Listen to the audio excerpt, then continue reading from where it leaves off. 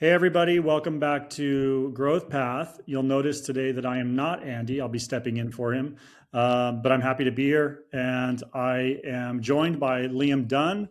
Liam goes back a ways. His professional career included Intruder, first customer hire. Joined early, so he was an early joiner in a company. He worked for Digiseed. It was first profitable business, up to 20 million ARR in 3 years. So that's pretty exceptional. I think you're still working or have grow SaaS, or you worked there in the past. But now I think, if I know Liam well enough, he spends most of his time at Discovered Labs, where they do SEO, AEO, GEO. In the age of an AI era, these are the guys that Purple Path actually partners with across a couple of clients that we have, and we see the results from them. So welcome, Liam. Nice to have you on. Thank you very much. Yeah, just to caveat the 20 million ARR, hopefully it was mentioned where you read it. That was a client I worked with. We did not, we helped a client. Okay. Unfortunately not. I wouldn't be on there otherwise. Yeah. Okay, good. Thanks for clarifying that, because, I can run amok out there in the world.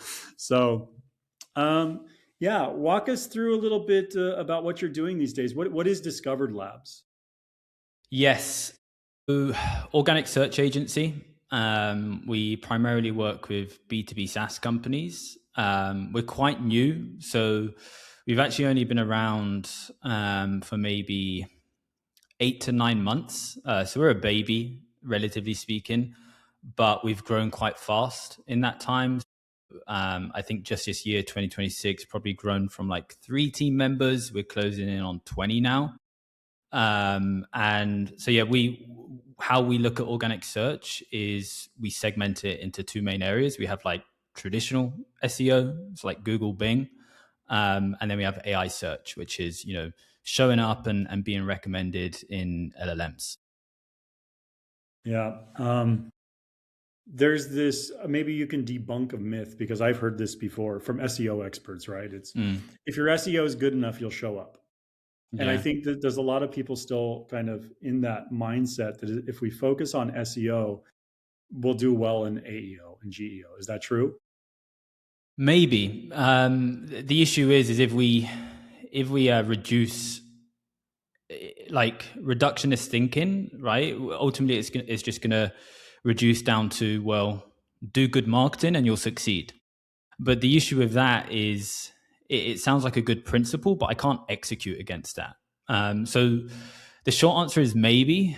The longer answer is, well, what does good SEO mean, right? Like, that means different things to different companies.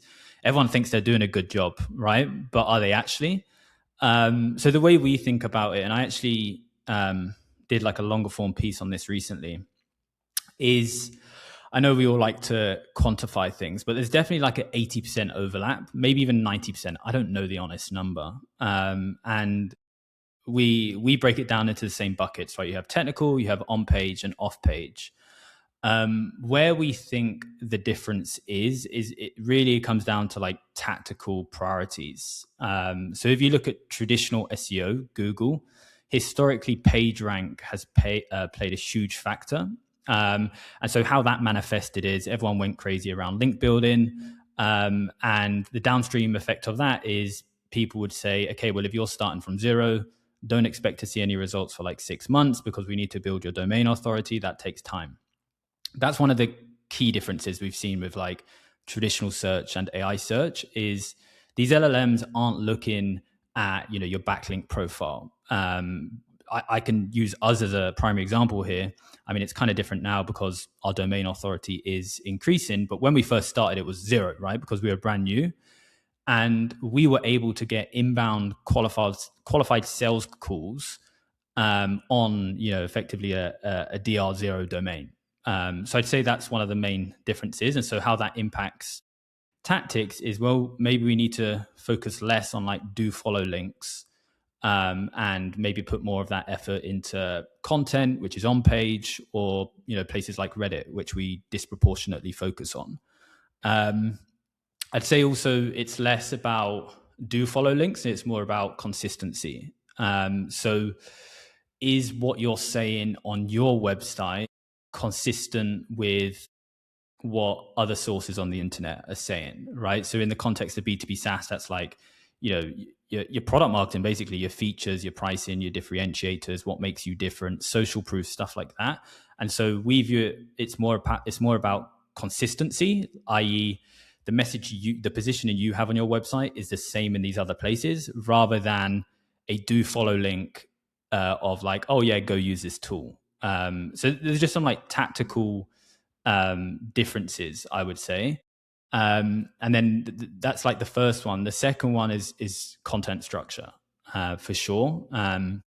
So early on, we did some research into this. I say we, I mean my co-founder Ben. So he has like engineering, AI research background. So I didn't go to college or uni, so I've never spent much time in research papers Me either. up until the last year.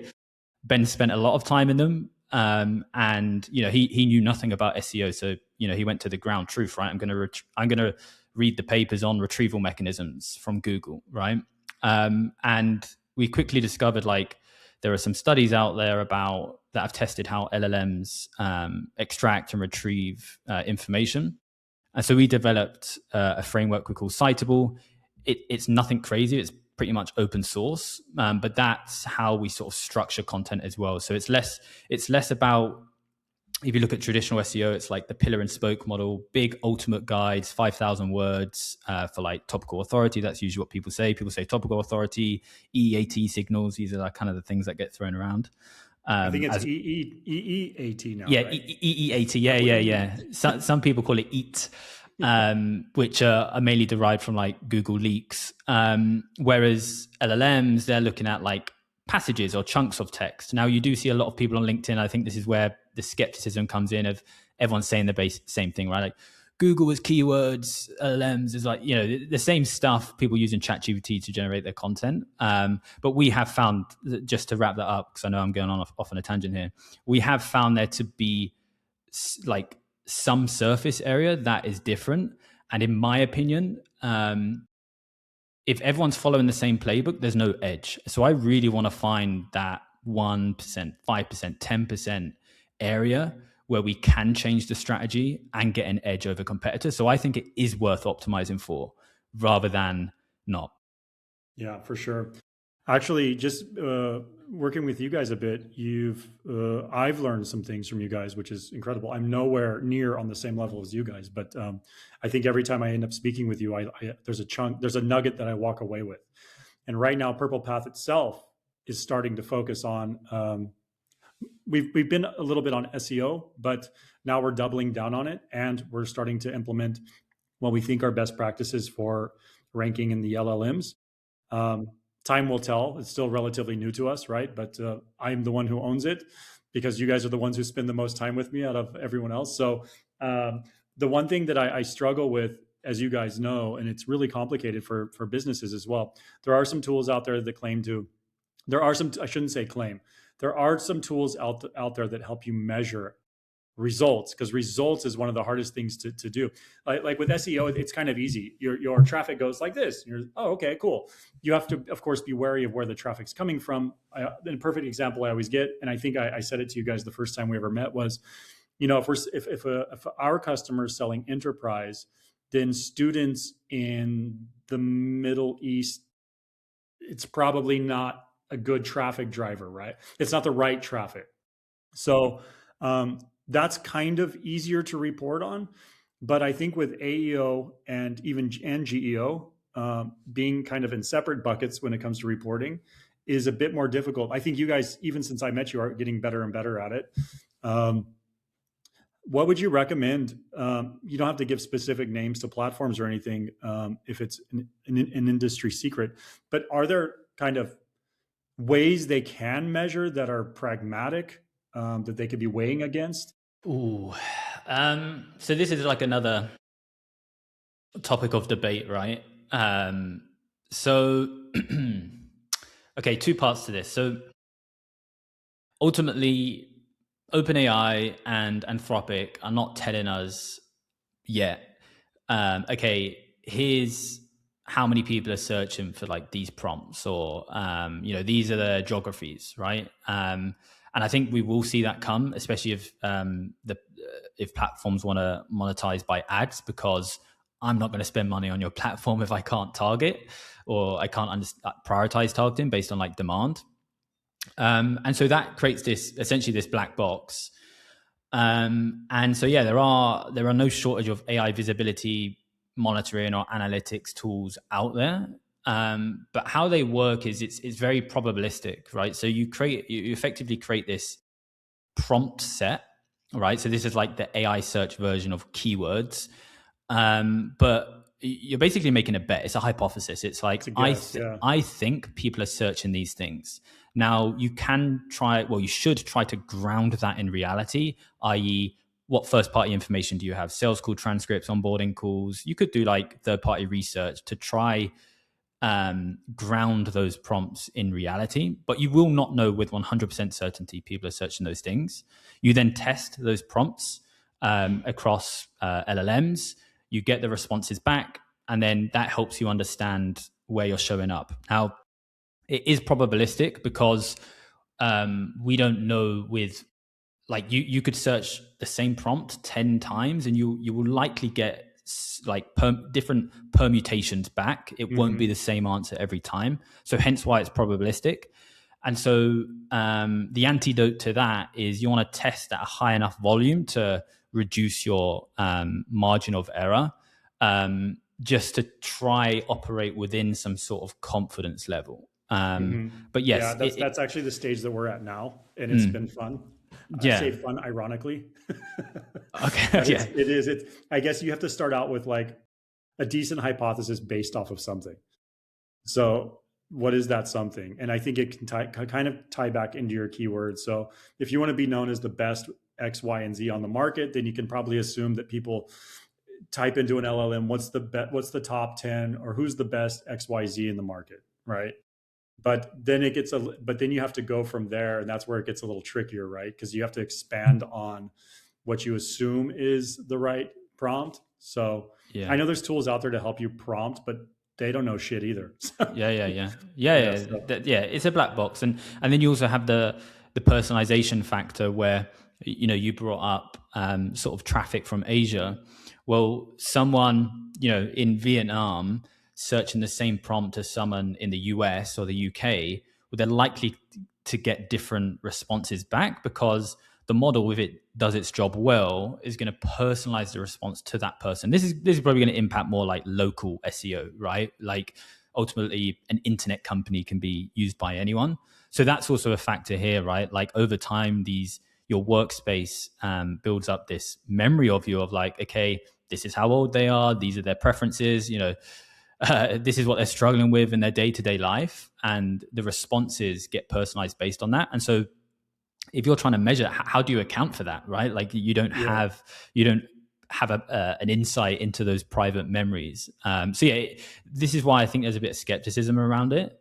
My view is I'd rather have something than nothing. The recommendation there would be to use those AI visibility tools. There's no shortages. Like Profound is the top one, I think. Then you have like Scrunch and PKI. We've built a homegrown solution. I think that the key there is statistical rigor of like, okay, what is our margin of error? Like, how are we grounding these prompts? And the three key metrics we try to measure there are mention rate, how often are you being mentioned, citation rate, what's the percentage of your URLs that are being cited, and your share of voice, which is kind of blended metric across all of those. For commercial prompts, particularly. So just like an indication, but again, the caveat there is you don't know. You actually don't know with 100% confidence. This is like a hypothesis. Now, that being said, because you were talking about SEO being easy to measure, we still do want to measure like page level engagement. Some people are going to click through to your website, but it's going to be the minority. Now, if we look at things and this is where like, I guess my personal POV comes into it, is regardless if it's SEO or AI search, at a macro level, buyer behavior has changed, right? I think there's really less reason for me to go to your website and read through your content, because an LLM can just give it to me, right? And so those clicks are just invisible, right? We call this zero click research. I'm a big fan of zero click. Yeah. And so this is regardless of any channel, basically. But that person is going to convert eventually. They are going to come through to your website, hopefully, unless we're living in utopia. And so we can still track page level engagement. So where they're landing on, is it particular landing pages? And some people are going to click through via citations into like blog content and stuff like that. So we can triangulate a picture, but then what we found, attribution there. So yeah, for sure. And then what we've found best to kind of round it off is just self-reported attribution, right? Like, how did you hear about us? Because in the software like GA4, it might say they came direct, or it might be like a branded term, or they might have even clicked a Google ad, right? Because it's the first option. But in self-reported, they say, oh yeah, heard you about you on LinkedIn, or on ChatGPT or something like that. And the thing is, this is something that, is it Chris Walker from something labs, revenue labs, or something like that? I can't remember, but a guy on LinkedIn, a marketer, he's been banging this drum, I think, for 6 years, where as marketers, our dream is that we can open up a spreadsheet and we can say, this is the linear funnel. We got this much traffic, this many clicks. It converted at this rate, and so if I change these numbers, this is how much money we're going to make for the annual forecast, right? Just linear thinking. Whereas buyers don't follow our rules, and so we just need to somehow triangulate a picture. But that's how we're looking at it. I think where you guys are positioned in the world and where things in marketing are actually headed, because we view the world. We know that everything's leaning towards intent data, right? So first party, second party, third party data. And basically there's platforms out there like Dealfront. Dealfront will show you an account that has come into contact with your website and has interacted with this page, this page, this page, this page. It doesn't tell you what happened before that.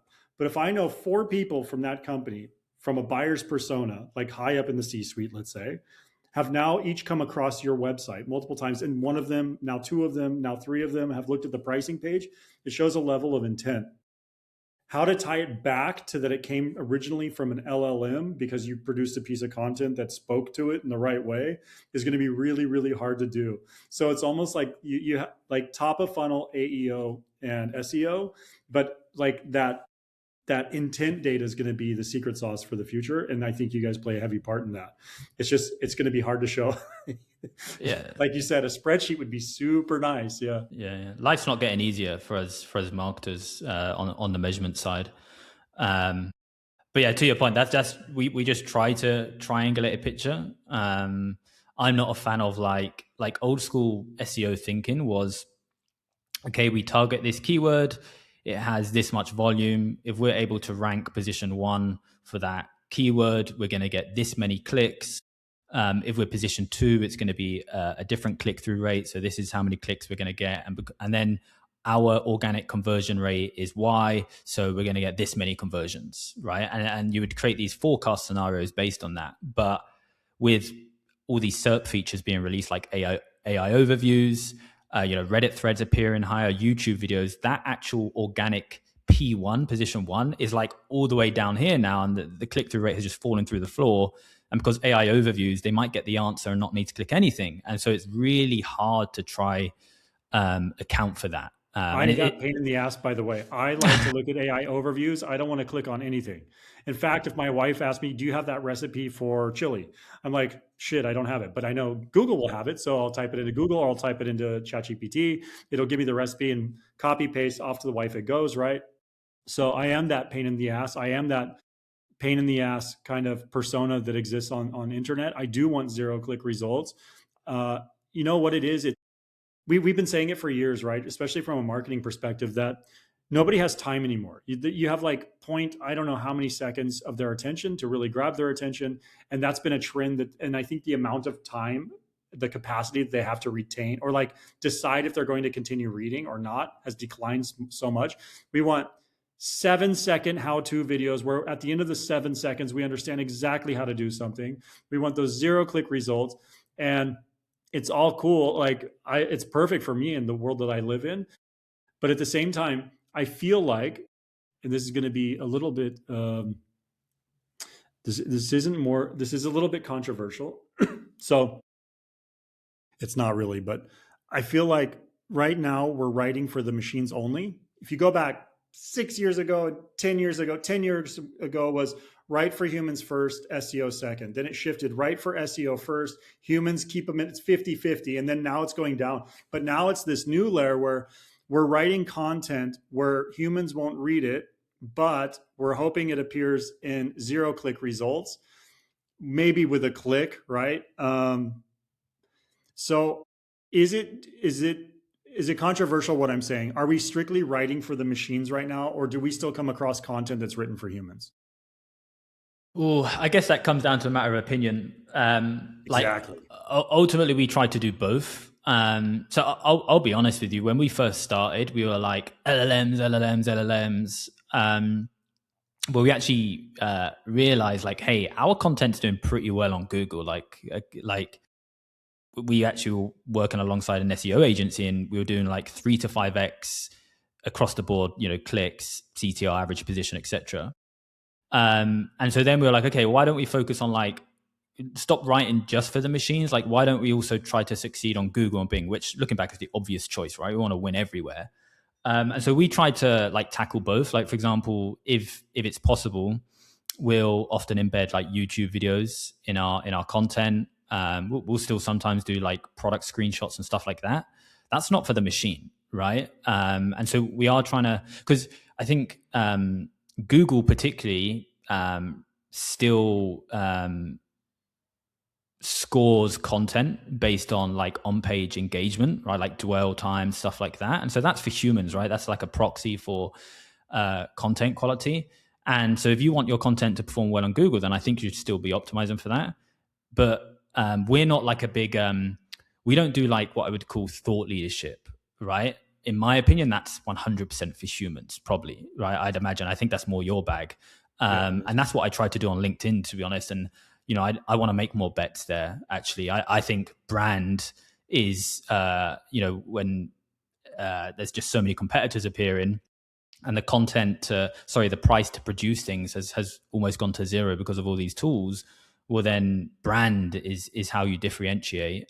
So yeah, I don't think we should stop marketing to humans. I think we should try both, basically. Yeah. That's the TLDR I'm of my still in opinion. the 50-50 mindset. So like feed the machine. You got to keep feeding the monster, right? And not only that, but with serious frequency and volume. But it's also a matter of I view things from the content kind of creator's perspective and a consumer of content, that if I can't get through the first 3 paragraphs because I feel like it was completely written by just garbage prompt, then but the bounce rates will be super high, and that's not good either. Like, yeah, like you said, you want on page, the amount of time spent on page to be performing pretty well, because I think Google will recognize that, and LLMs maybe not, probably not, but yeah. I'm wary of time, man. I can literally sit here and talk to you all day because I have 1,001 questions for you, but it's all very interesting. Is there any maybe tip or trick you would, or advice you would give to maybe earlier stage companies who are receiving Series A and they're starting to think about this? Any tips for those guys? Yeah, there's nothing's easy, so there are no like shortcuts for sure. What we have found to be useful, so definitely build your SEO foundations, right? Have a website, ensure that it's structured well, it's loading fast, right? Like solve for the technical SEO. Actually, no, let's take a step back.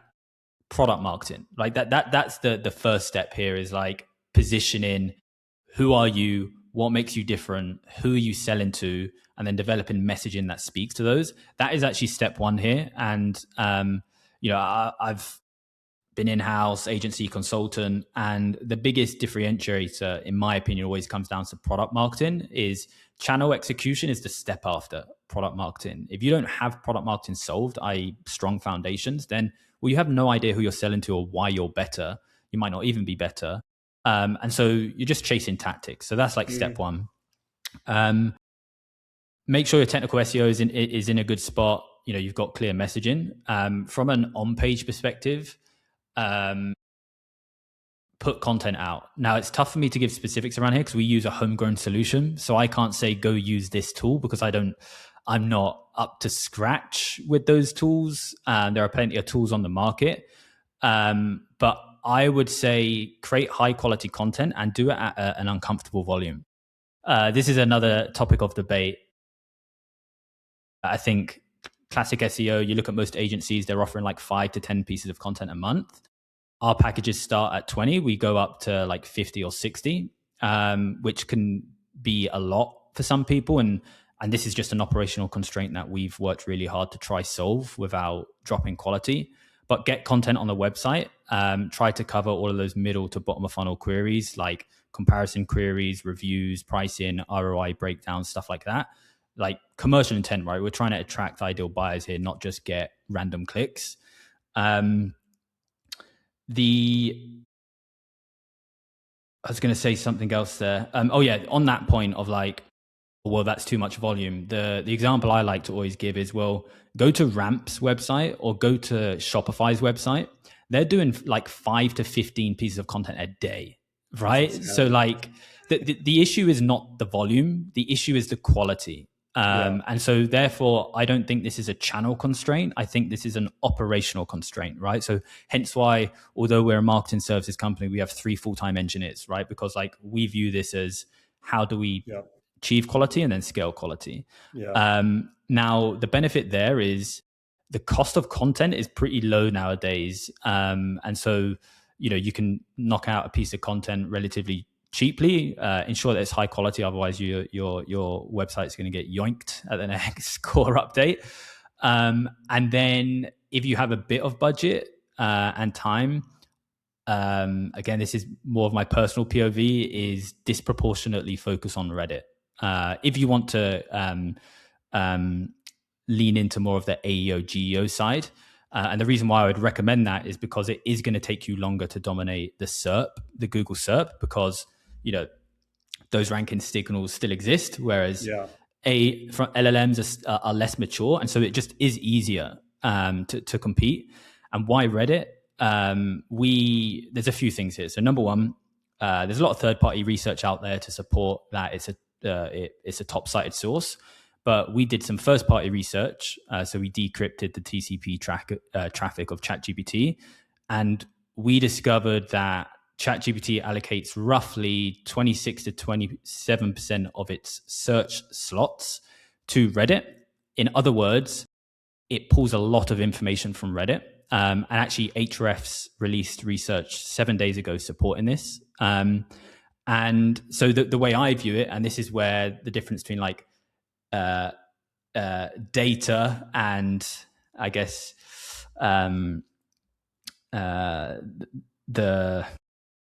how you understand that data, because you can form different opinions from that. My opinion is if ChatGPT is heavily biased towards Reddit, then it's in your best interest to try shape the narrative on Reddit, because if it's pulling from there, I want it to pull from my content, not my competitors' content.